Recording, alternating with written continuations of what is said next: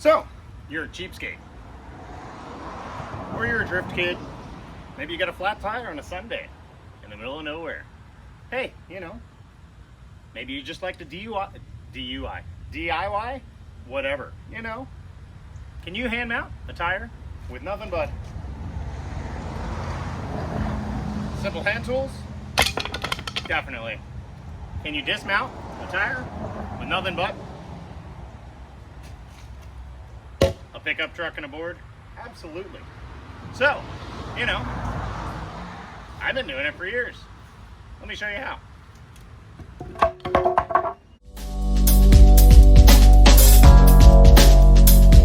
So our reasoning today is, well, this is the front steer tire for my Corolla drift car. And well, she's getting down to the wear indicators on this side. We're gonna be proactive and flip these from one side to the other and go ahead and make up for our camber wear. This car also does not have the best toe alignment, so it does eat up inside edges because we also have negative camber. So we're gonna go ahead and flip this tire onto the other front wheel so that our fresh side becomes our new camber wear side. So first step of that process, obviously, get that off the car. Got our valve stem removal tool. We're gonna go ahead and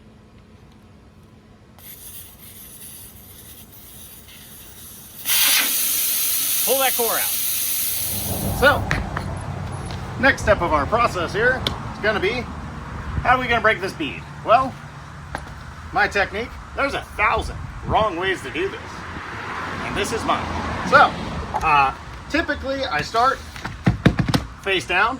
Good time to use your front door welcome mat, you know, something to protect the face of the wheel, and go ahead and place our board just to where we're meeting the rim and on the tire. Then select a vehicle. I'm going to use the Ford today because, well, it's hot and that's got air conditioning. All we're going to do is follow the ramp, drive right on up.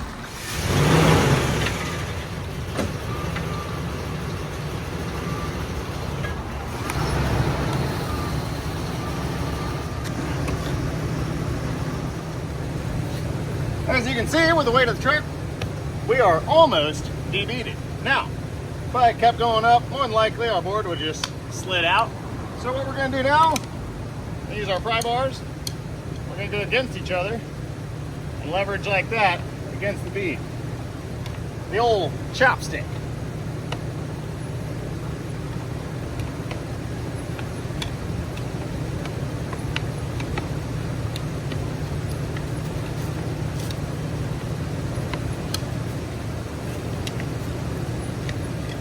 Once you got a pretty good amount of it, you can usually just push down. And that bead is now completely off.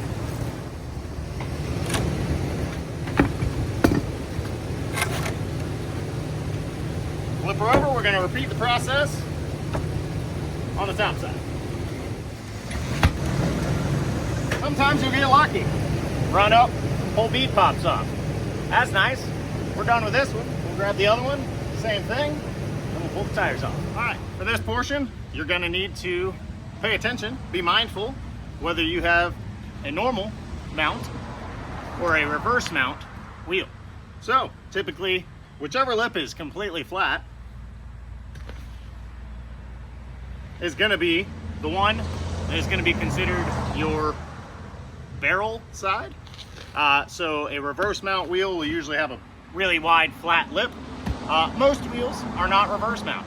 I do actually have some here that are reverse mount, but typically your tire needs to come off and go on from the wheel facing up.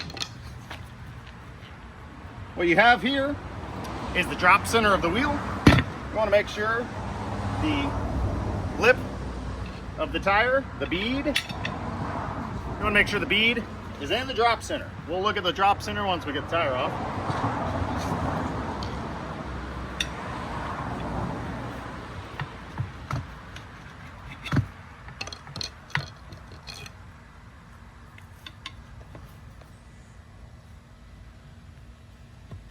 If you do take your time, you're not very likely to scratch or damage your wheel. However, obviously, you are looking for it.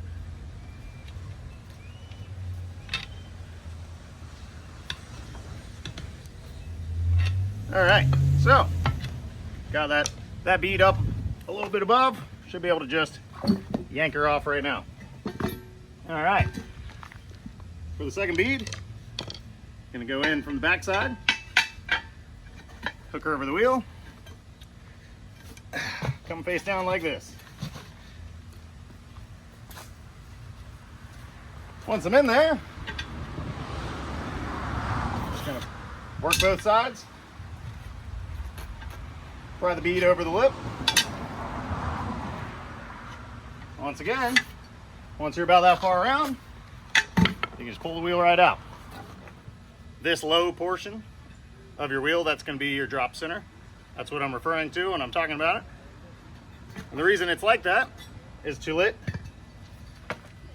the far side of your bead drop into somewhere lower, because if you're mindful, you'll realize the bead is this diameter, exactly this diameter. So in order to get it up over this lip, you need somewhere to make space. So when you're working against the tire, both mounting it and dismounting it, you want the opposite side of your bead in the drop center. All right, got our first one off. We'll go ahead and blast this one off real quick.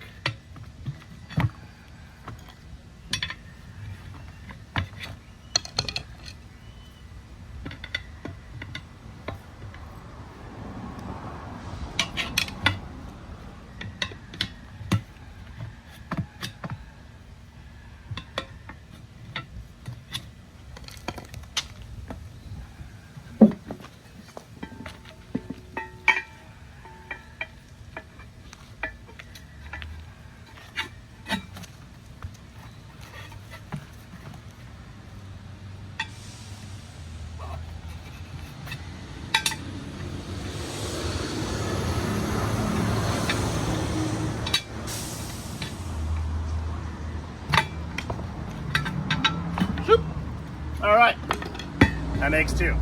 So, had a soapy water mishap, but that's what we're gonna use to lube up our bead.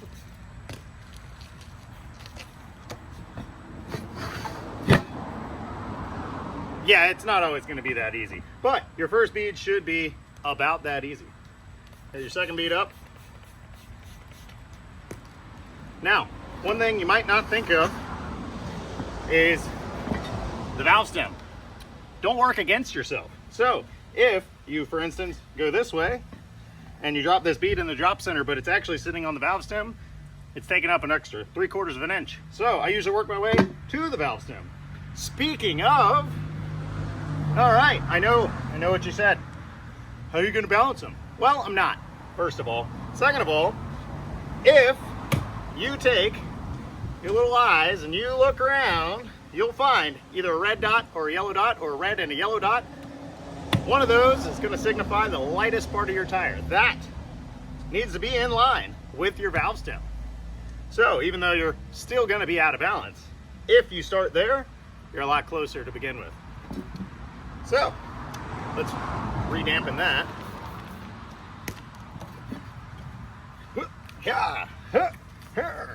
Went ahead and started her off with the knees because, well, it's easier that way. And you slowly work your way around.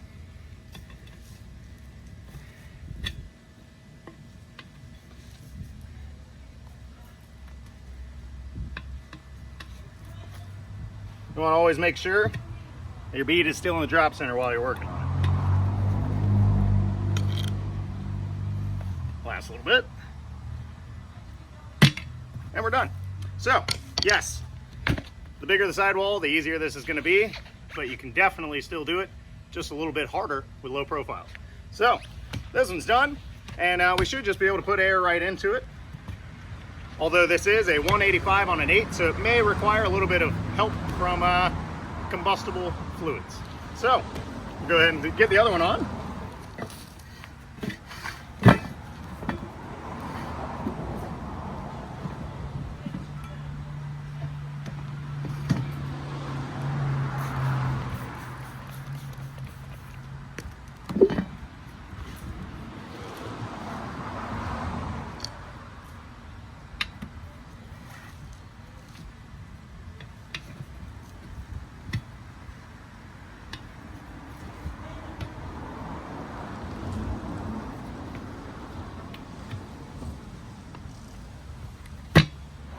All right, so if you've made it this far, you deserve a beer. So, go ahead and do that.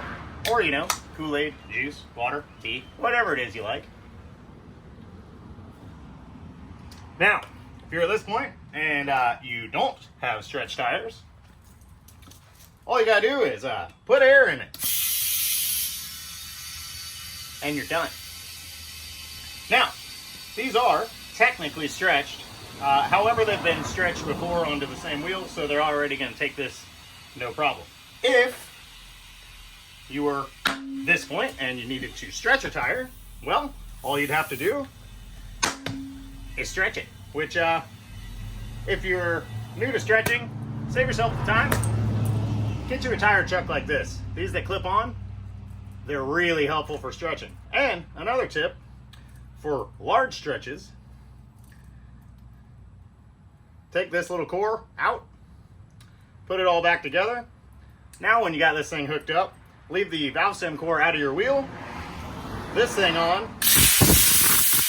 That's a friggin' torrent of air. And that will really help you get the big explosions you need to really stretch some tires. But you don't want to do that. Stretch tires are dangerous and stuff. So, go ahead and air the other one up. Check our pressures, get her back on the car.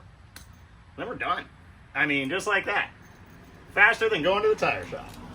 Only specifically trained persons should mount tires.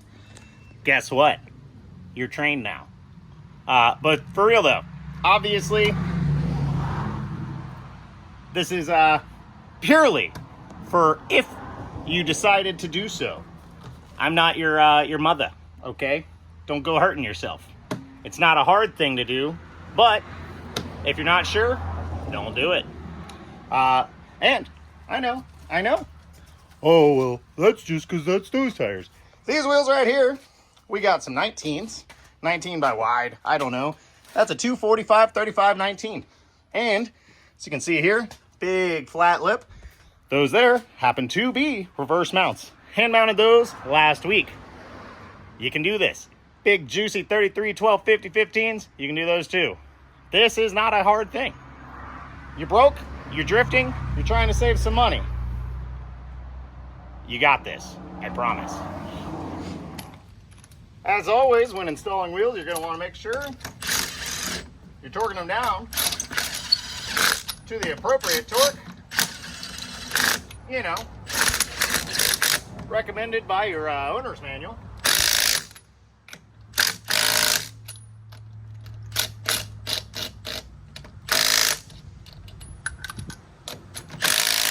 Or, maybe 6 Ugga-Duggas. I don't know. So, that's it. You're done. Now, you got any more questions? Let me know. I'll totally answer them in the comments. If you think I'm dumb and I shouldn't have done this, tell me that too. Let's argue. I got nothing but time. Get out there and try something new today.